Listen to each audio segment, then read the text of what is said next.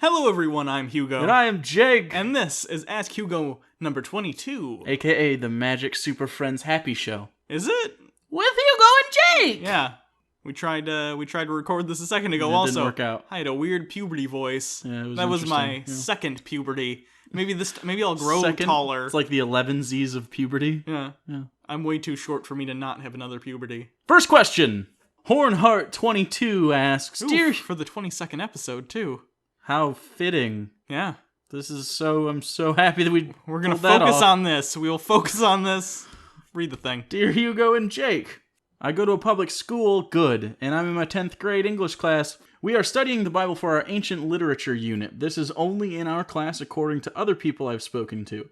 Currently, we are starting a project where we research a certain book of the Bible, and we have to present certain things such as key themes, intended audience, key verses, date written, etc. Do you think that this should be allowed or not? When you're talking about teaching Bible in public schools, It really depends on the context. If it's in your ancient literature class, the Bible is literature. Regardless of your opinion on it, it is ancient literature. It also depends on kind of the motif of the class, like, because date written specifically kind of points out to me like it's fact, but they could mean not the date portrayed, but the date that we found it and assume it's written according to scientists that found the books and stuff. So it just depends on what these words mean, I guess. Yeah, it depends on really the context. It depends on how it's being presented. If it is just, this is literature that is from this region, here's what it says and here's what it says about the culture, that's fine. The problem would only be if it's being taught as if the religious nature of the text is being presented as if it is fact. Right. That would be an issue. But as far as presenting religious texts in schools from a secular context, I actually think that can be very helpful, and it can give a lot of people perspective that they don't get, because some people, I genuinely think, have never thought to themselves, oh, there are other people out there with other holy books that look at them the same way I look at mine. Right. I think some people take that for granted, at least, especially at a young age like that, where they haven't had a lot of introspection or are just starting to think about the things they believe and why. I think a secular view of other people's religions, and even your own, seeing how other people see you and your beliefs, can be incredibly helpful in forming your own beliefs as you're becoming an adult. Absolutely. And 10th grade's probably a really good age to do that. Yeah. So as long as this is framed in a pretty equal fashion, like if you're going to do this, then you're probably, I assume you're going to do Homer, probably Odyssey or Iliad. It's usually one of the two. I assume you won't get into any Islamic texts because America. Sure. But you may also treat the Bible as a Jewish book in some areas and then a Christian book later. Yeah. Especially in the New Testament, obviously, is when the switch happens. So it could be interesting. I'd be interested to hear what sort of projects you end up doing throughout the year. Just because you're on flimsy ground in a public school doing that. Yeah, it's always, as much as I do think secularly teaching it is a good idea, that's always on the verge of the wrong teacher getting that and then presenting it in the wrong way. Yeah. I mean, I can barely talk about it without having a bias towards it, so I can't imagine being religious and then trying not to. So it's hard for every teacher involved in that, because I had to talk about that, and last time I was in class teaching, we were going through the Crusades and stuff, and people were asking questions like, well, why this? And it's like, well, the Pope thinks this, and blah, blah, blah. And it's like, it's tough to talk about that when you don't believe it, but not try to be an asshole. Yeah. So the reverse is equally tough. So I don't know. Firewire Gamer asked Hugo, hi, Jugo. He combined us. That's good. I always thought it was Jugo, though. People have been doing the Jugo like we're Jewish. I think it's because they think we're Jesuit spies or something. It sounds like a Jewish Fitbit. Oh, okay. Jugo. Like when you need to, when you just had a bunch of matzah, you need to walk it off. Yeah. Okay. I was wondering if you guys have heard of the event See You at the Pole. This is also called other things around the country, like Meet at the Pole or Poley Pole Pole. It was called, in my high school, it was called Gather Around the Flagpole. Sure, something like that. And this will be unfurled, this mystery of what this is, if you're not familiar with it, as we read. In my opinion, the event really breaks that secular barrier between church and state. I am an atheist at a public school, so I would not expect to see my school organizing these events. However, every year I have to deal with all these students asking me why I did not come and pray by the flag. What is your guys' opinion on this thing? So usually this happens before school, and people gather around the flag and pray at some sort of event. Usually it's for a reason. Well, they do National Day of Prayer also, which is different, but it's similar. usually, at least from my experience, when I was in high school... Same with me, by the way. This did happen at least once a year, generally speaking, and it wasn't organized by the school. This is something that just organizations around the country, generally Christian organizations, say, this is the day we're going to do this, and they're trying to kind of make a statement and just get together.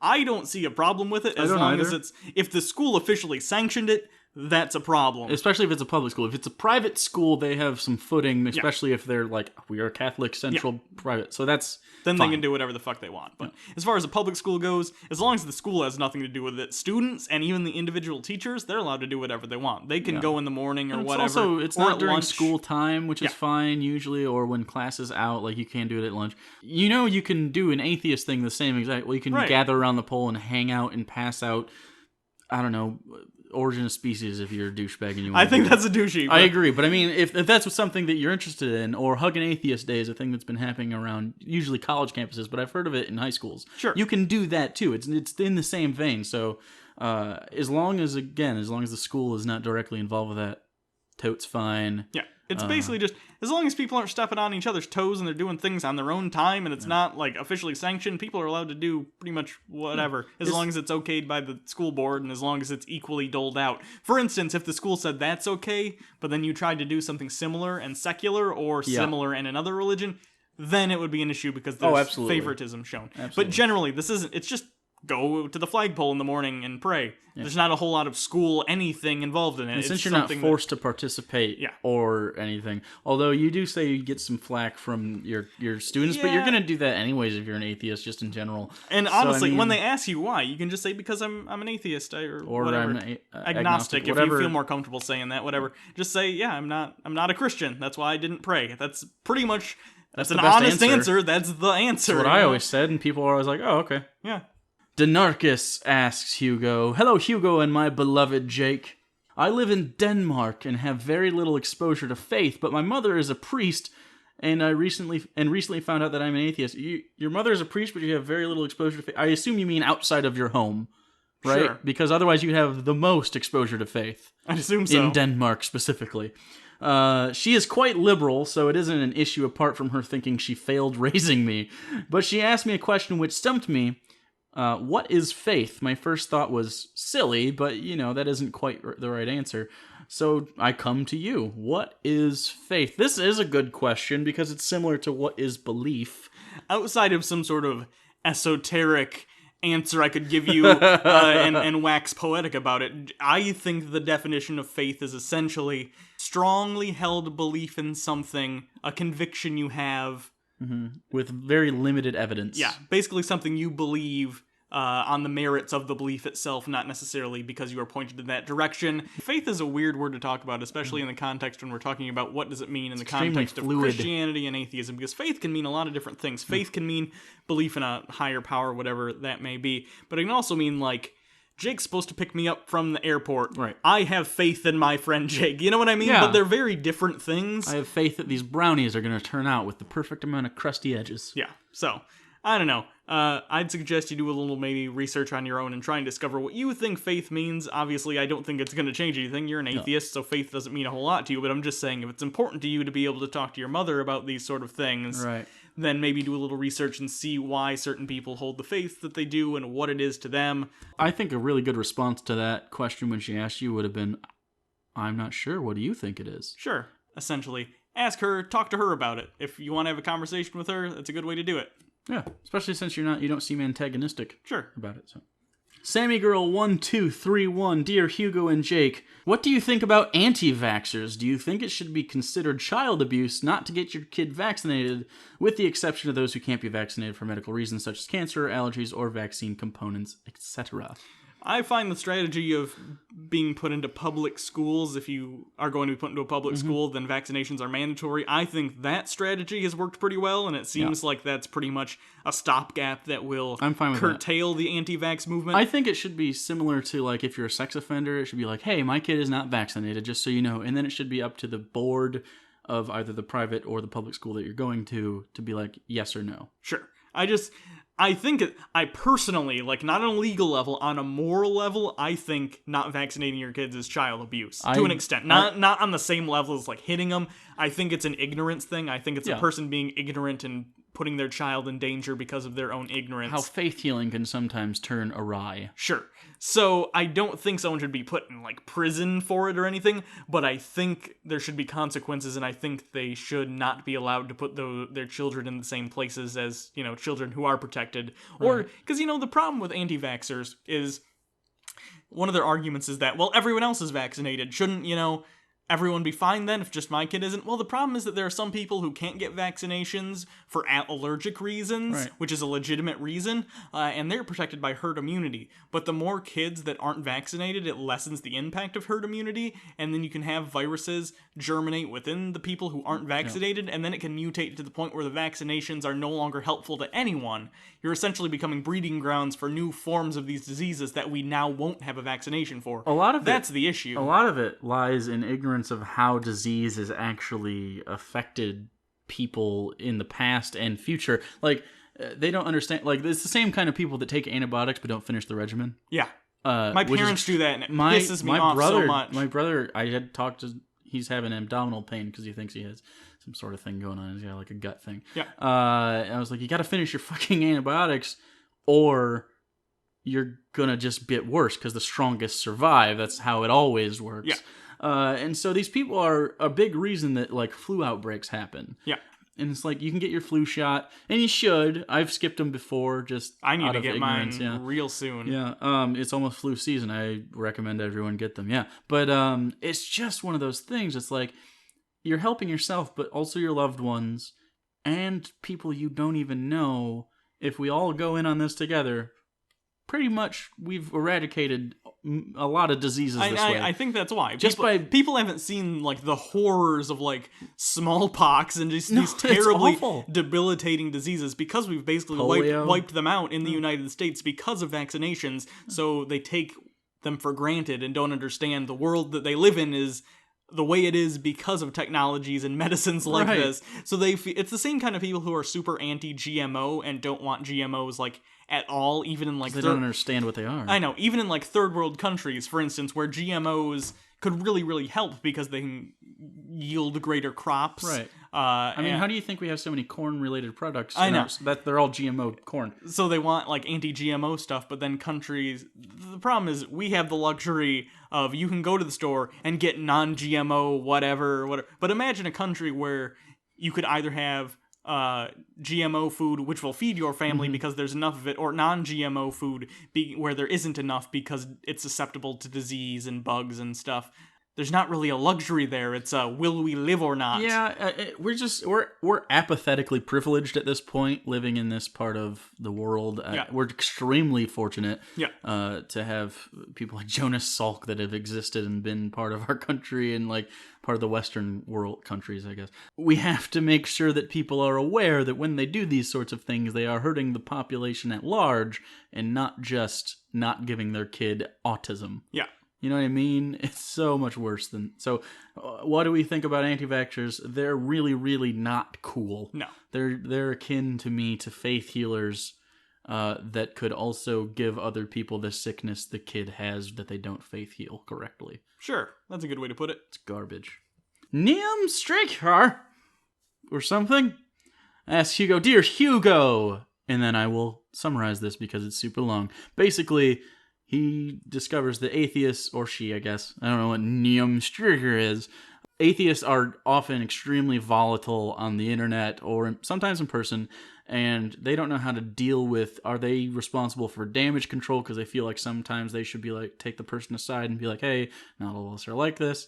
And also, how do we decide how to talk to someone, usually on the atheistic side, that is being an asshole? Like, how do we deal with this problem of being perceived as douchebags? This is so interesting because, honestly, even when we first started the show 3 or 4 years ago, I was such a completely different person, I feel like, than I am now in a lot of respects. And I think Jake can attest to this. Like, a lot of... mostly the same, but, like, temperament-wise... Oh, yeah, you had a much shorter fuse in regards to this thing. I really did. I cared way too much, which sounds weird. It does sound weird. Can you care too much? Oh, yeah. Yeah, you can. Tumblr, for example, cares too much. Tumblr, certain places on Reddit. Here's a test for if you care too much.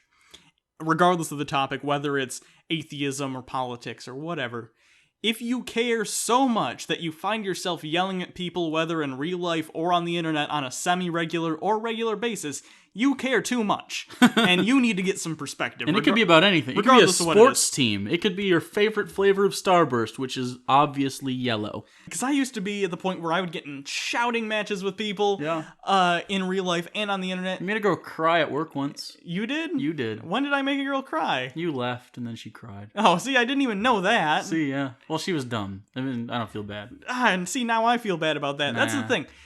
Before anything else, before you're talking about anyone, and when you're considering how you're going to talk to people about what you believe or don't believe or whatever, again, whether it's atheism or politics or whatever, first take a step back and remember, regardless of what's going on, you are a person and this is a person, and you are having a conversation between two people. Mm-hmm. And that is what is paramount here, not the ideologies that you two share or differ. You're both people having a conversation, yep. And at the end of the day, you're going to go home, and they're going to go home, and you're both going to be people, and you're both going to have to deal with whatever was said here. Are you going to have a nice conversation where you learn about the other person and learn about each other's opposing positions, or are you going to make each other cry, or mad, or just hurt yourself? Because when you get mad at another person for holding an opposing view to you, it doesn't hurt them that you're super mad and it's eating you up inside, and it just makes you furious.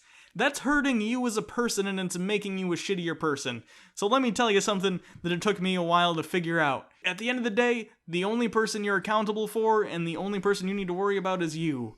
So just chill the fuck out. Enjoy your fucking life.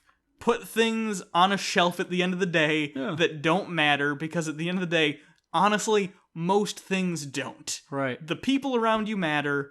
Making sure that you are safe and happy matters, and the people around you. And the other shit, it's just extra. It's stuff to keep you busy, and you can enjoy that and enjoy the conversations. But if you're ever at the point where you feel the need to verbally or physically hurt other people just because of differing opinions, then you have some serious fundamental issues that you have to work through. And I know that because I was there.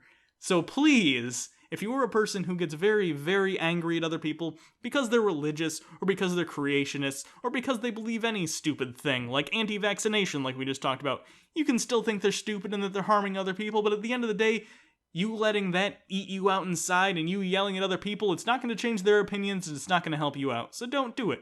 Now, closer to your question, because I know I've been rambling, if you feel that other people have been acted and behaved immaturely to Christians or religious people or whatever, you can feel free to go and talk to that person and say, hey, just so you know, I'm also an atheist. I don't feel that way. Mm-hmm. You know, I disagree with you and I don't think you're right, but that person's being a dick. And you could even call that person out as long as it's not in a confrontational way. I don't want you to be like, hey, cunt, you're being a cunt. Right. I want you to be like, hey, calm down. Why are you having this conversation? Why you feel the need to be so angry?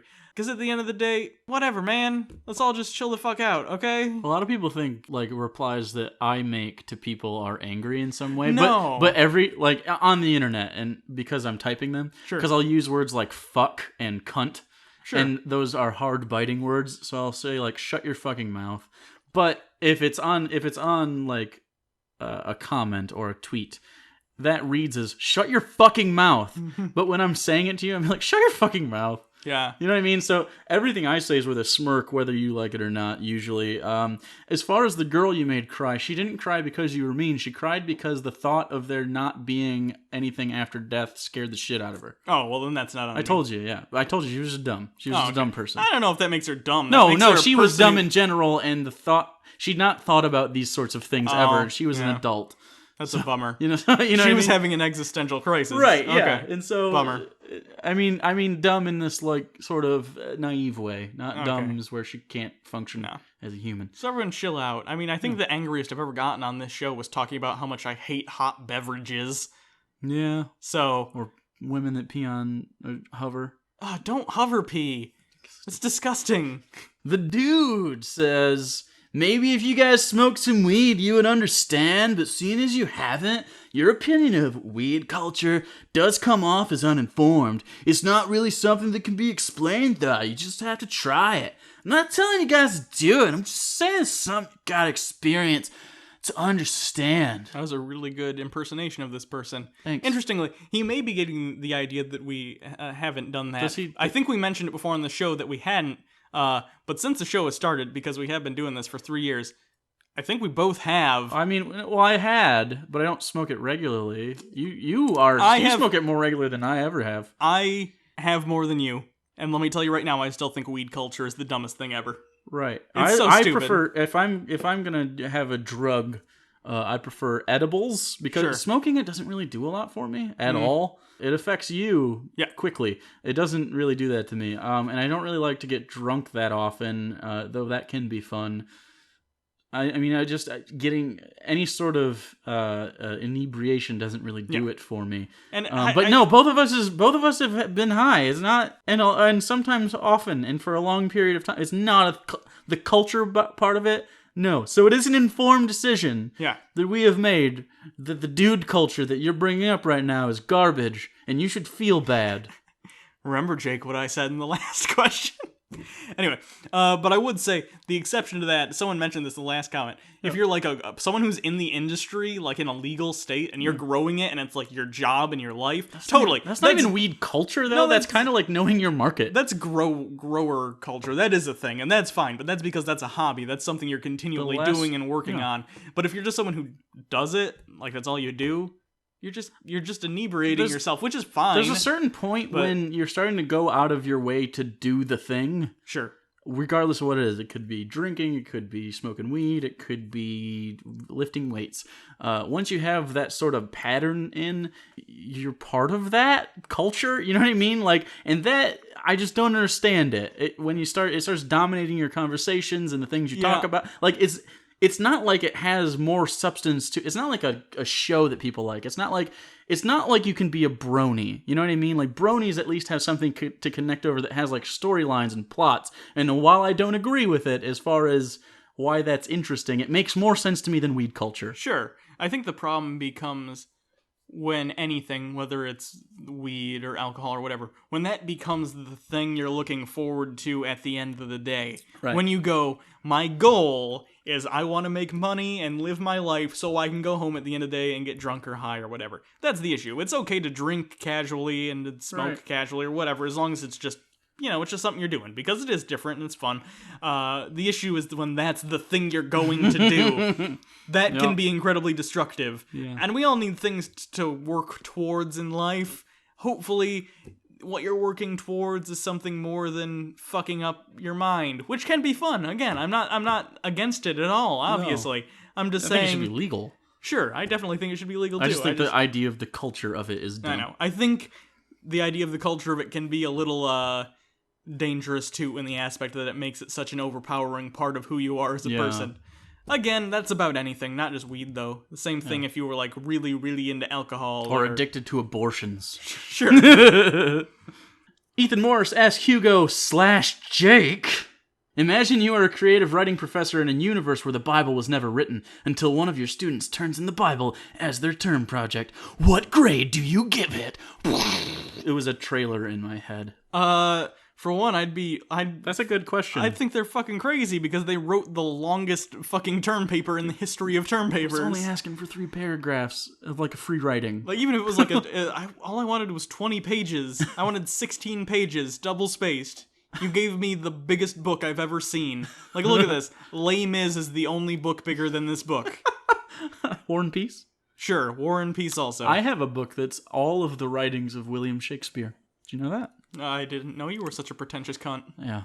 I also have Rosencrantz and Guildenstern Are Dead. That's nice. I have Dracula and Frankenstein over there. We are some cultured motherfuckers. I still have not read Dracula because when I bought it, I didn't realize that Dracula was written in journal entries, and I hate that kind of writing style. Really? Yeah. Huh. Bummer. Anyway, what did he ask? Oh, the Bible thing. What grade does it get? It's hard very to creative. If the goal was to be creative, you get an A. If you're asking for a real answer, if I was a teacher and they handed in a term paper as long and as disjointed as the Bible, I would probably think they were a crazy obsessive person, because that's the only kind of person who would sit down and write such a long thing that's kind of connected but not totally, and seems like in the last quarter it all of a sudden changes completely. Yeah. I don't know. I'd probably get. I couldn't even grade it. I'd take it to the administration and be like, I think this kid's gonna shoot up the school. I think it means in a. Is it poorly written? Yeah, but I mean, it was an ancient culture, so their standards of language and punctuation and prose and cadence very different from our own, because that back then it wasn't as literature wasn't a luxury necessarily. It wasn't something that you sat down and you read a Twilight fanfic that turned into its own thing, and now we tie gray ties around each other's necks and fuck each other over the sink on your periods. Yeah, I'd say for the time it was probably good. Not to mention the Bible's been retranslated so many times. It's missing, I assume, pretty much all of the spirit of the original writings, hard to whatever grade. they may be. Song of Songs, you get to 10 out of 10. Would fap again, though. Mason Hawk asks, Hugo, are you guys going to adopt a kid? It's weird. As we said, we're not a couple or gay, but honestly, can we jointly adopt a kid? Because I'll take a kid, maybe from China. One that we don't have to be worried about if it lives or dies. Ooh, let's name it Short Round. Let's make him call us both Dr. Jones. Dr. Jones! Dr. Jones! Dr. Jones! Number one! Anyway, I'll get it. I don't know what we're gonna do with the kid. Maybe make it do our dishes and stuff. Maybe make some sweet pad thai. I don't know. What you just described was a slave. Is it a slave? Yeah, you just described a child slave. Oh, well, let's go one of those. It's a one-person sweatshop. Fuck the adoption process. Child slavery is the way to go. Kim Jong, the illest, asks, sort of, Hugo, you're over 100,000 subscribers now. You are correct. In celebration of this achievement, hold a contest for your subscribers to determine who can write the best erotica, featuring Hugo, Jake, and David Hasselhoff. The winner gets the scripts read on TBR. For bonus points, LOL Party Up ads. If it comes with yaoi hentai pics, yaoi? Yao? Yaoi? It's like little. It's like anime that looks like children. Basically. I thought that was lolly. Oh, maybe that's what that is. What is yaoi then? Yaoi. Maybe I think that's the bears? No, that's the furry one. That's the furry one. Yao? That's the furry one. Yeah. Hentai pics of Hugo and Jake for bonus points. This is actually an okay idea. If you can keep it to between 500 and 800 words, and you win, we will read it on either the next Jake Reads. We'll read it next month during an Ask Hugo at the end of it. And if anyone draws any pictures of us, we will share those during the reading. I will share every single picture that is sent to us that is drawn by one of you guys and is depicting us. If you needed how we look, here's a link to our live thing we did where our faces are shown. Yeah, or you can just make it up Whatever. as you go. Best way to get the pictures to us would be to tweet Hugo. Oh God! At Hugo Reloaded, if you don't stay till the end of the episodes, which you should, because great things happen then. Either that, or send it to our Facebook page. Right. Anyway, so that's all the questions. So between 500 and 800 words, if it's 801, cutting it out. So that's the episode. Those were all good questions. Those were great. You guys didn't fuck up. There weren't really shitty questions this time. I was Surprisingly, reading with you. Usually there's what's a blue? It's oh, well, I guess you don't want to get paid attention to. So all you gotta do to have us pay attention to you is not be shit. Yeah. So ask more questions for next time in the comments. If you want, as we said, follow us on Twitter. Follow me at Hugo Reloaded. Send him pictures. Follow me at Bible Reloaded. You could also subscribe and get more of the Hugo and the Jake interaction thing where they have a YouTube and perform activities while that happens. You can check out our Patreon, and on our Patreon, if you donate to that, there are various different awards, but also you get access to our live shows that we do once a month. So yeah, until next time, I'm Hugo. And I am Jake. And this has been Ask Hugo, number 22. 22? Yeah, 22. Even 22 of these? See, this is what I'm saying. If We we got had 22 months worth of Ask Hugos? Because we do these once a month usually, right? sometimes it depends. Fuck. What if if we had a kid slave? Yeah. They could tell us what number. They could keep track. He could go back to mine and just rearrange those to make them make sense. But Nah. instead we were on, I think the last one was Billy Mays' Ghost. Yeah. I miss feline aids.